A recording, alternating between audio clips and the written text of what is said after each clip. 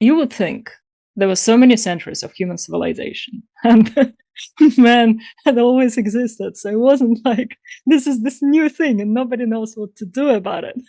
But there was always the element of femininity and masculinity. And weirdly enough, in all societies, there was a strong support for the feminine principle, teaching them how to do this, that, and how to be better women, wives, mothers, you name it. Mm. Whereas for men, the only thing that society ever tried to teach them to do was how to kill each other. And there wasn't really much emphasis, I'm thinking, ever on making them strong and whole beings. And it's something that really fascinates me. Our civilization right now, in general, as a whole, suffers from just not living as your full self. But more than that, it's not living in your power. Like, look at all those guys around. If you look in general, almost nobody is out there being a strong masculine presence in the world and setting an example for others. And did you see that picture I sent you in the chat? Yeah, we'll go with the lightsaber. Yeah. This kind of AS, how often do you come across a person who has this type of an AS? Very, very rarely. If ever, right? And so there is an underlying problem with our society that doesn't allow guys to truly step into their power and to truly embrace their purpose, their masculinity, and their service. And so because of that, you can see that people get drawn to all sorts of things. And actually, one of the things that I've realized recently is that our current generation's addiction to porn is part of that. So it's a problem, but it's not a problem in itself. It's actually connected to men losing touch with their masculinity and trying to get it by proxy.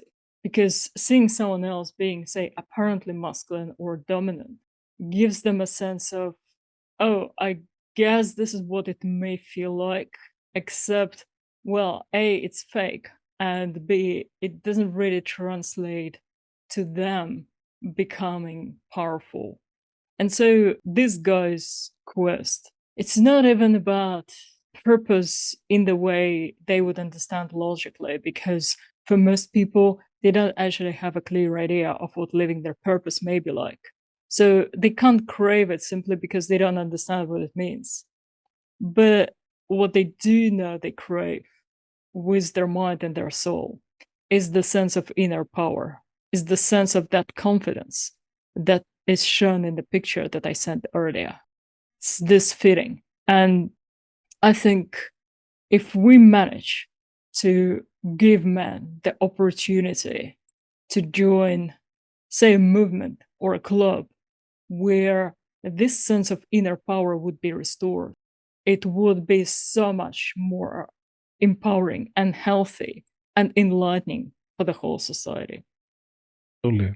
I feel not just that, but I also feel urgency about it, that if we don't do that, then the alternative is quite, well, even more disastrous. And it's feels like it's not just that we're not there, but that masculinity and good values are actively under attack.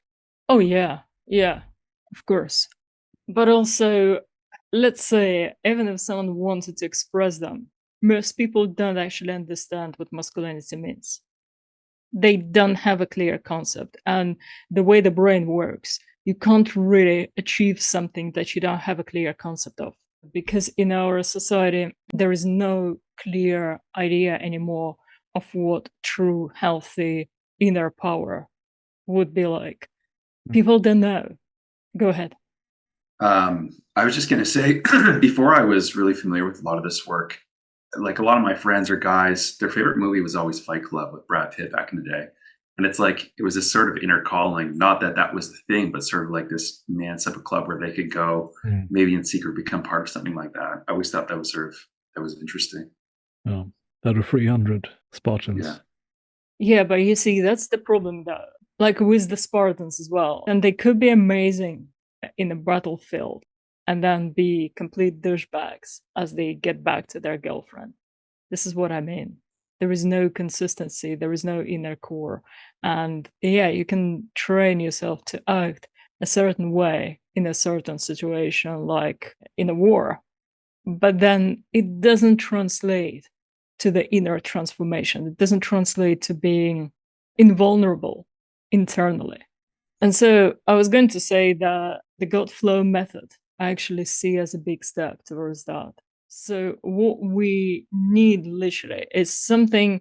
Okay, so imagine if the Jedi organization was, say, normal, in terms of like if it were an actual organization for empowering people spiritually without the weird overlays that are in the film. I mean, the idea of it.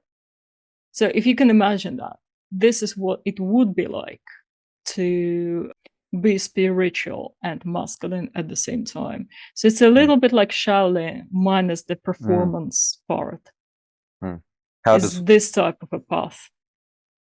How does one then pursue such a path without making it performance?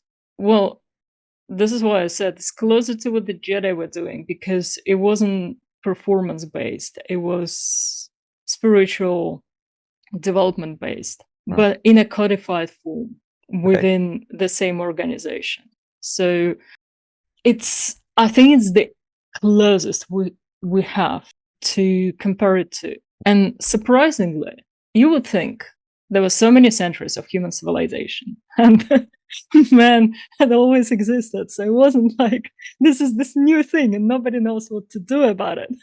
But there was always the element of femininity and masculinity. And weirdly enough, in all societies, there was a strong support for the feminine principle, teaching them how to do this, that, and how to be better women, wives, mothers, you name it. Whereas for men, the only thing that society ever tried to teach them to do was how to kill each other. And there wasn't really much emphasis, I'm thinking, ever on making them strong and whole beings anywhere. Because even if you think about the Eastern traditions, when you think, oh, it's all about self-empowerment, to some degree, yes, but really that was to kill your enemies quicker than they kill you for most part. And that was if they stayed in society. And if they became monks, then it was about withdrawing yourself from the world, not interacting with anything, not doing anything, just pretending the world doesn't exist, and hope that nirvana would say yes to you. And that's it. It's basically so tragic. So, but is that because there was a need for, the need is maybe to protect first before you can get into your science and engineering? Yeah, okay, but it's fine, but then there was nothing else. So it's like using them for something, but never giving them an opportunity to unfold full as human beings. And I think that's horrible. Yeah, but you see what I mean? It's bad to the point where even when we try to talk about it, we don't actually have any viable analogy to explain this. Like, as I said, the closest viable thing would be having something like a Jedi temple, but again, not in the way it was presented in movies, but rather the concept of it. But apart from that, we don't actually have a concept even. So if you try to talk to someone about it, they will be like, oh, you mean like alpha male, buy everything gold and a golden Lamborghini? It's like, no, that does not empower you internally. It's like, oh, okay, so just meditate in the mountains. Yeah, but then you withdraw yourself from the world, so whatever you earn spiritually, it stays with you and it's gone with you. You don't actually let your power flow into the world. So there are two almost opposing ways, or just go with the flow and just be a douchebag. And like, this is so wrong. It's so wrong. I don't think words even do this justice.